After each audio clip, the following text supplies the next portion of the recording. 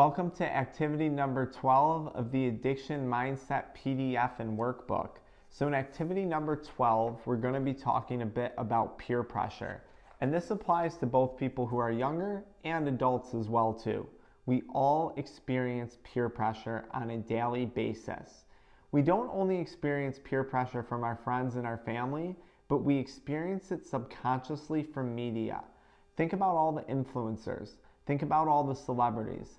Think about all the ways in which THC, alcohol, and nicotine is glorified on a daily basis. These substances were designed that way by the manufacturers. Now, peer pressure can be more direct. This can be being at a dinner and someone says, just have a drink with us, even though you don't drink. Or if you're in high school, hanging out in the high school bathroom, and someone's saying, take a hit of nicotine.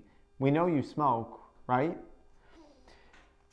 Here's my thing when it comes to peer pressure, and this is the end-all be-all statement on it. Addiction has controlled your life for how many weeks, how many days, how many years? How much longer do you want to go through life not being in control of yourself or the situations and circumstances around you? You should never let another individual influence your decisions. You want to be in control in this situation. In fact, I would argue that you're a control freak in life.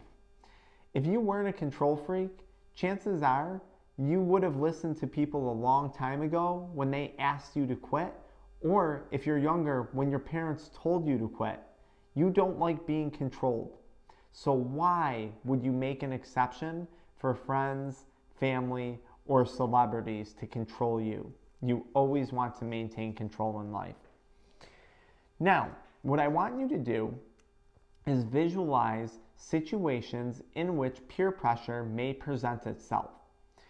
Visualize yourself going to that house party on a Saturday night. Visualize your friends offering you a drink of alcohol and some nicotine. Now, if you did the other activities, you might have already identified that you can't drink alcohol. Otherwise, it causes you to relapse on nicotine. Visualize the situation. Are you going to go to the party? If so, what are you going to say when your friend offers you alcohol? What are you going to say when someone offers you nicotine? How are they going to react? Are they going to make fun of you? Are they going to support you? Are they going to not care at all? Many times people don't care. We have this idea that people care about the things that we do. People care about themselves in most cases. Don't worry about what others think of you. Sadly, chances are they're not really thinking of you all that much. Back to visualization.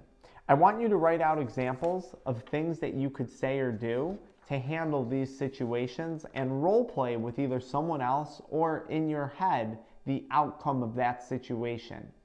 Even if there's two separate outcomes, be prepared for both. Examples of things you could say. I'm trying to quit. No thanks. My lungs can't take another puff. I really need to take a break. I don't smoke anymore. I'm allergic to nicotine.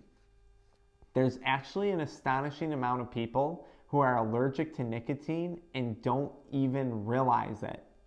And yes, allergies come out of nowhere. You could have been smoking for 10 years, 12 years, 20 years, woke up and become allergic one day. I ran out of money to spend on that stuff. I'm done with this investment. My parents are drug testing me daily.